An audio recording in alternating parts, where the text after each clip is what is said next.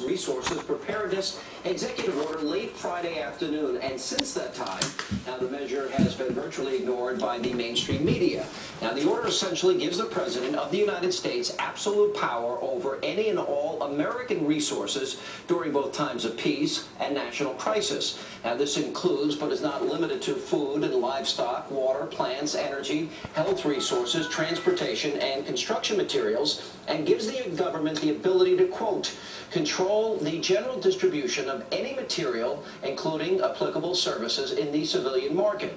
Now, White House Press Secretary Jay Carney laughed off a question about the document at today's briefing. Let's take a look.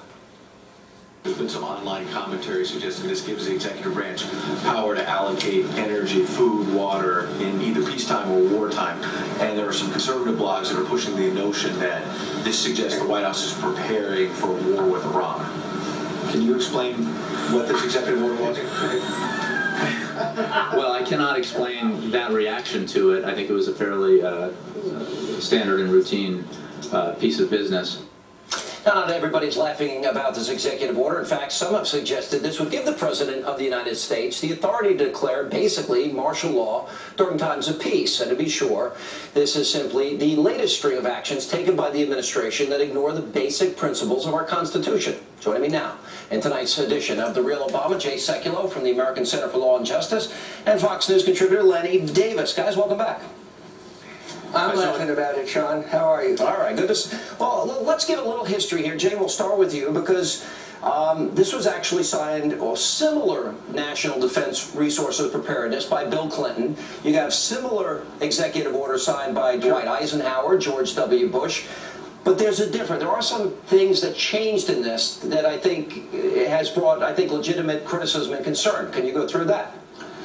I think you're absolutely right. The idea of this act is nothing new. Presidents have had this since the 1950s. But what is different about this one, and different than any of the other one, is the definition of national defense. It's incorporated what's called the Stafford Act. I don't want to get overly technical, but this gives the president much broader authority than any of the previous acts. In fact, and Lenny may remember this, the previous acts didn't give incorporation of the Stafford Act, which is a civilian civil situation where the president would have unlimited authority, subject, of course, to checks and balances. We can't ignore checks and balances here. But the definition of national defense is broader than it has ever been under any of these previous executive orders. And I think that's the most significant aspect of this. And by the way, president's getting flack from the left and the right. The left said this is preparation for the war in Iran. That's why the president's doing this, a potential war with Iran, and a concern about the energy resources of our country. And of course, conservatives are saying this is unchecked power. Yeah. There's a balance here, but the one thing that's very different, Sean, is the fact that the national defense definition is different than it has ever been and much broader than it's ever been. Lenny, with this very specific section, and Jay, correct me if I'm wrong, is 801J, if I recall. J, right, that's correct. Why would the president change that definition? And Lenny, you're an expert in media. Nobody is as good as you. If you want to release something that you don't want people to find and you're in the White House, when do you release it? Late on a Friday afternoon, hoping nobody pays attention to it. I used to release things at 10 o'clock on July 3rd. That was a really good... Yeah, that's a good time. I got it. Nice to hear you, Jay, being your scholarly self. And I want to compliment Sean Hannity for the first time in a long time of not being slanted and describing this as a bipartisan act that actually goes back to Franklin Roosevelt, Jay, and through Harry Truman, not just the 1950s. But he changed it. But Lenny, we got to that part. You're wasting some valuable airtime. We got you that. don't like me complimenting you, Sean. Nice. The second point I want to make. The second point I want to make, aside from Sean Hannity being a good guy, is that this is really not a significant risk to America. I don't know why he made those changes, to answer your question, but there's no risk here because every president needs authority in times of emergency, such as a nuclear attack or something that is another 9/11, and this authority has been on the books, and President Obama won't misuse it. The real question is, why are the extremes on the left and the right so quick to jump beyond the facts and look at the worst possible interpretation? And it's almost lunacy if you look at some of these. Tell me. And because of the way the president's acted, for example, we have a very specific process for recess appointments. and with the National Labor Board appointments of the president, remember, he didn't go through that process. That's right. The conservatives like myself, Jay, I think would argue that the health care mandate is not constitutional. The Cato Institute actually has the top 10 instances where the president has pretty much thumbed his nose at the Constitution, and so there is this suspicion, Jay. It's context. You. Yeah. Yeah, I think the biggest problem here is context. It is a document dump in the sense that it comes in late on a Friday evening. That's an interesting situation. Its second is the context of the other situations. You talk about the Attorney General, the Fast and Furious situation. Then the Attorney General said he was concerned about what the NYPD was doing, which was clearly within the law, and I think the Department of Justice has now backed off on that wisely. But you look at the context, and then the definitional aspect, and I think the definition is the problem.